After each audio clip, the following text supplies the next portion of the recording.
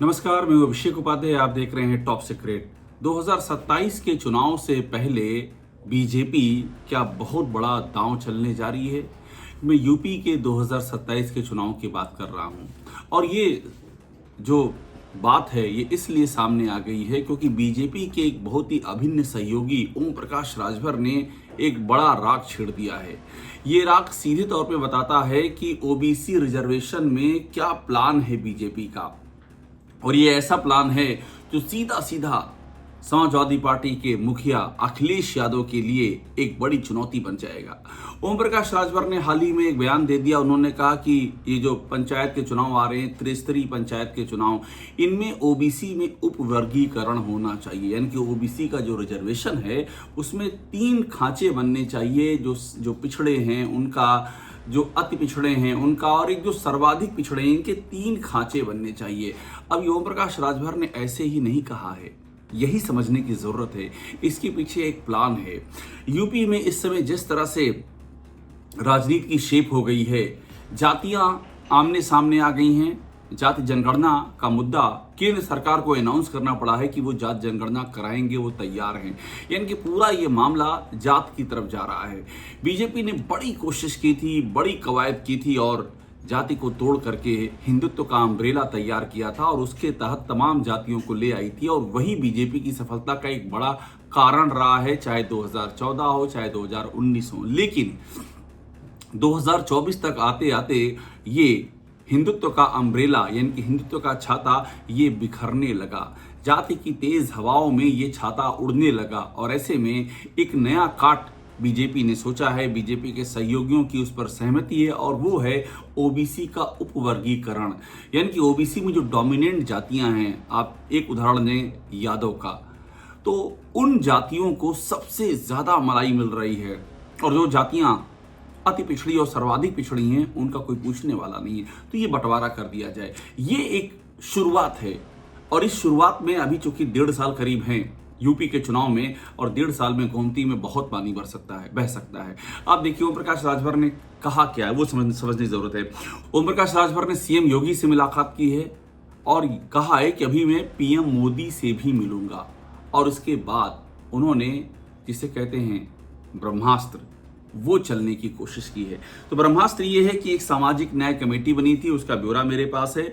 उनका कहना है इस सामाजिक न्याय कमेटी को लागू कर दिया जाए इसी पंचायत के चुनाव में।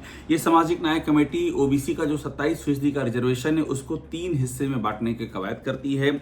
इसके मुताबिक जो पिछड़ी जातियां हैं उनको 7% का कोटा दिया जाए, 27 में 7 बचा 20। इस 7% के कोटे में 16 पिछड़ी जातियां आती हैं।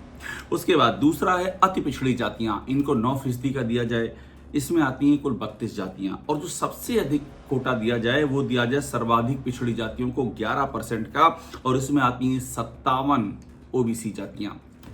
ये वो दांव है। और कुछ ऐसी ही बात रोहिणी आयोग भी कर रहा था। रोहिणी आयोग की रिपोर्ट ये कहती है कि ओबीसी में उपवर्गीकरण करना चाहिए। रोहिणी आयोग की रिपोर्ट कहती है कि ओबीसी में 97% जो नौकरियां हैं और अपॉर्चुनिटी हैं वो तो सिर्फ 25% ओबीसी जातियां ले जाती हैं। बाकी का क्या होगा, इसी को ओम प्रकाश राजभर एक दांव की तरह इस्तेमाल कर रहे हैं। और ओम प्रकाश राजभर बड़ा ही राजनीति के अप्रत्याशित चेहरे हैं। आप भरोसा नहीं कर सकते हैं कि उनका अगला दांव क्या होगा। 2017 में वो बीजेपी के साथ थे, 2022 के चुनाव में वो समाजवादी पार्टी के साथ थे, फिर उन्होंने सपा छोड़ दी, फिर बीजेपी में आ गए। तो इसलिए आप बहुत कुछ कल्पना उनके बारे में कर भी नहीं सकते हैं कि वो क्या आगे का प्लान कर रहे हैं। लेकिन यहाँ पर एक बड़ा मुद्दा है।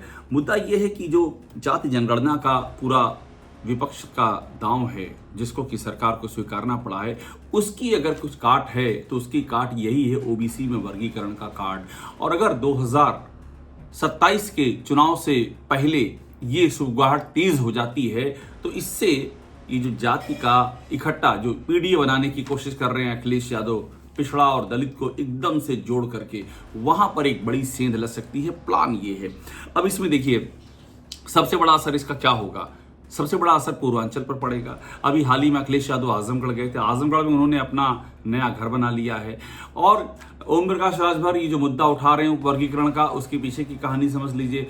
अभी घोसी में उनके बेटे अरविंद राजभर को लोकसभा चुनाव में हार मिली है। इसके पहले 2023 में घोसी में विधानसभा के उपचुनाव हुए, वहां भी बीजेपी के कैंडिडेट दारा सिंह चौहान हार गए, समाजवादी पार्टी के सुधाकर सिंह जीत गए।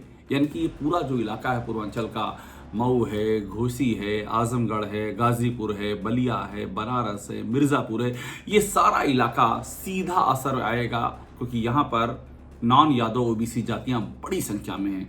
यहाँ पर राजभर, निषाद, आप यहाँ से लेकर के गोरखपुर तक चले जाइए, पूर्वांचल में आप देख लीजिए, कुर्मी जातियां, पटेल, ये बड़ी संख्या में हैं। तो जब यहाँ पर ये बंटवारा हो जाएगा कि डोमिनेंट जातियों को मलाई मिल रही है, उनको किनारे कीजिए, और पिछड़ी जो बहुत पिछड़ी ओबीसी की जातियां उनको आगे लाइए, तो इससे एक बड़ा खेल हो सकता है। और अभी हाल में मऊ में उपचुनाव होने हैं, जो कि मऊ की सीट को अब्बास अंसारी के कन्विक्ट होने के बाद में खाली कर दिया गया है, तो खाली घोषित कर दिया गया, वहां भी चुनाव होने हैं। तो इसका एक तरह से टेस्टिंग हो जाएगी, इसका असर क्या हो रहा है। तो ये दांव चल दिया है ओम प्रकाश राजभर ने, बीजेपी इस दांव के पीछे खड़ी है। अगर इस दांव को 2027 तक और धार दी गई तो यूपी का चुनाव वाकई बेहद ही दिलचस्प हो जाएगा। टॉप सीक्रेट को देखते रहिए, लाइक कीजिए, सब्सक्राइब जरूर कीजिए।